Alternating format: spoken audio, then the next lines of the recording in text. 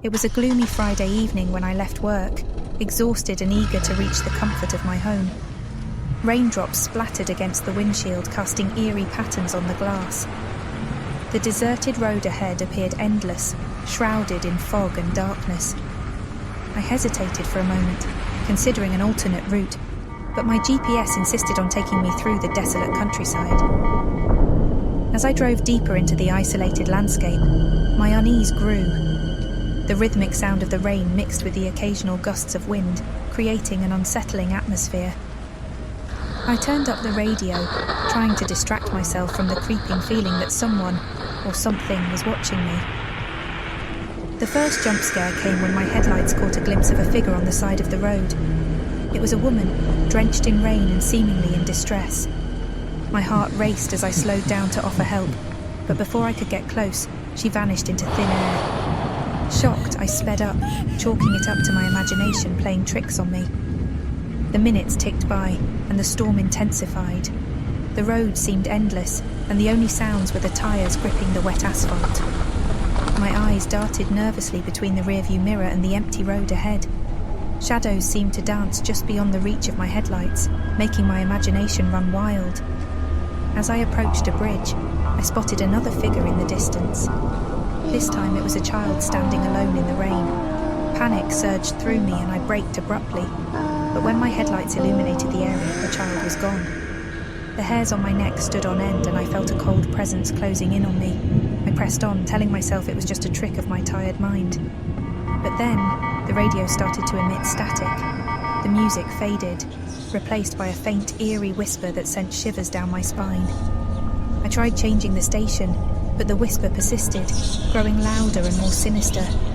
Uneasy and desperate to escape the chilling whispers, I accelerated, hoping to reach civilization soon. But my GPS, now glitching, directed me deeper into the heart of the desolate countryside. Panic set in as I realised I was lost, driving in circles, trapped in a nightmare I couldn't wake up from. As I drove on, a dense fog rolled in, obscuring the road ahead. I could barely see a few feet in front of me. The whispers now had faces, phantom voices calling my name. Every turn seemed to lead me back to the same desolate stretch of road. The second jump scare came when my headlights illuminated a figure standing right in the middle of the road. I slammed on the brakes, my heart pounding in my throat. It was a man, his face obscured by shadows and rain. He wore tattered clothes, and his eyes glowed with an unnatural intensity. Terrified, I tried to reverse, but my car wouldn't budge. The man moved closer, and as he did, the radio whispers grew louder and more menacing. I could feel his gaze piercing through the windshield, locking onto my soul. In a last-ditch effort to escape, I opened the car door and bolted into the rain-soaked darkness. The man's laughter echoed behind me as I stumbled through the fog. My mind was racing, and I couldn't make sense of what was happening. Suddenly, the fog lifted, and I found myself back on the main road. Relief washed over me, but it was short-lived. The car was gone, and I was left stranded in the middle of nowhere. Panic engulfed me once more as I realised that there was no way out. As I stood there, drenched and trembling, I heard a faint engine revving in the distance.